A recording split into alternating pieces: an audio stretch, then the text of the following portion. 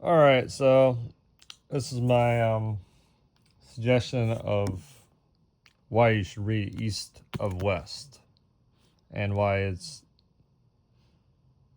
a great fictional piece, especially if you like dystopian or apocalyptic type of stories or big type of epic world building stuff. And the main reason for, I think, a good portion of a lot of people the last few years, they'll find this story very good, is done by Hickman, Jonathan Hickman, and a lot of people like his work from things like Civil War or Secret Wars. I've had the 2015 book, and that's going to tie into the big MCU stuff coming up. And of course, he had monster world building stuff just in the Marvel universe. And this is an independent, and for people who don't read a lot of independent, you can read this about 35 single issues, 10 trade paperbacks, or 3 hardcover absolutes, or this compendium that basically covers it all. However you want to read in format. Now, for Hickman, that's a big story. So the other recent big pop-up book he got for was the Ultimate Spider-Man, which was blowing up because I think a lot of people's two main favorite superheroes in recent memory finally had a lot of rejuvenation.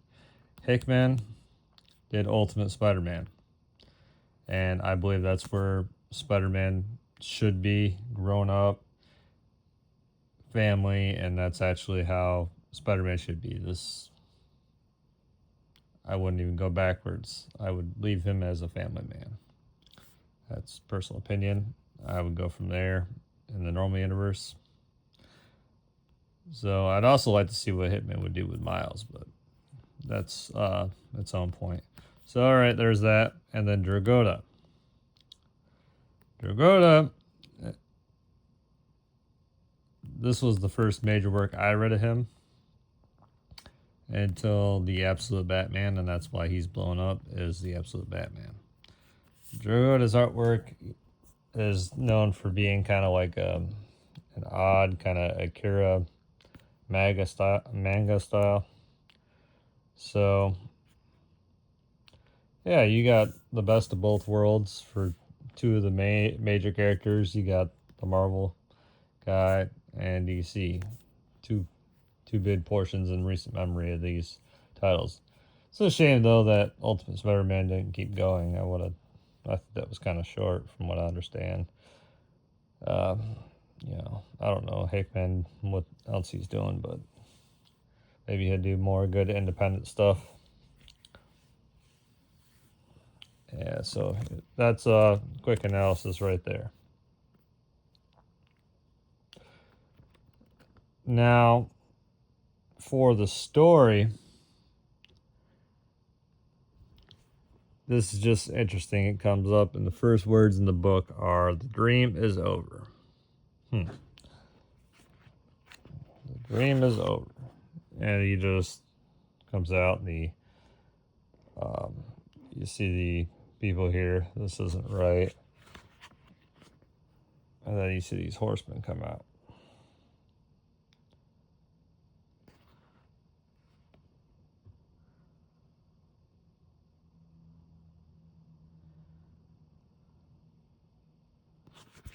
And there's only 3 of them, so they're missing one. And they're like, "Yeah, well, roll and find out the truth." And what I find interesting about the story is basically, this preordained thing that the apocalypse is going to happen, blah, blah, blah. And death is basically like, well, you guys do your thing. I'm going to off do this. And Death is kind of the hero of the story in a way, because Death basically checked out of the apocalypse because he fell in love. You know, the way it comes about. You'll get through the story and see that that's kind of interesting analysis. And then he has like a family, and then they have his child is kind of the creature that basically ends up being a thing. But I'll leave that to go. And that's its own thing when you get into it. And there's all different power players in this story. His wife, you know, what she does, her country,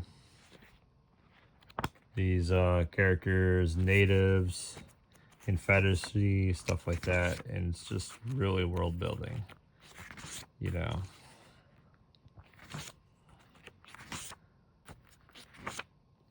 But what I find very one of the most fascinating characters is from really the native part, and that's Wolf. Wolf is the main, will have the most major part probably of any character in this book when it all comes said and done, between Wolf and Death. So, because Wolf kind of connects everybody in some portion when you find out what his actual portion of the story comes out to be. And I think this compendium was a big thing because, and I actually liked it this way when I read it a different way, but the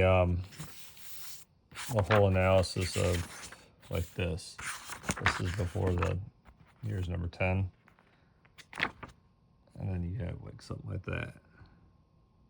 They lift themselves up as your betters, take joy in watching them fall. And it says, so it's not like you're missing too much in the compendium if you buy it in this format. And this is his son, and they got him all wired up. And they're basically, he's kind of like in a Matrix type of thing later in the story. He's connected to this thing called like the balloon. And it's wiring him, programming him a certain way. And that's what I'll just leave it at that. And there's big portions of where the story would go, and there's different guys all. There's all these people at this table all wiring for power, trying to ordain things in the world. And everybody's like, I want this, and that. And there's assassinations, people doing things. It's just really epic. And you'll go back, and some of this will be in the desert. Some kind of gets more futuristic. So you kind of have like a crossbreed of genres and stuff like that. So I just think some of it, I mean, it also doesn't feel like it satisfies because it's so much. But I'm gonna have to read it again. So I would suggest people read it out and let me know what your thoughts are on it.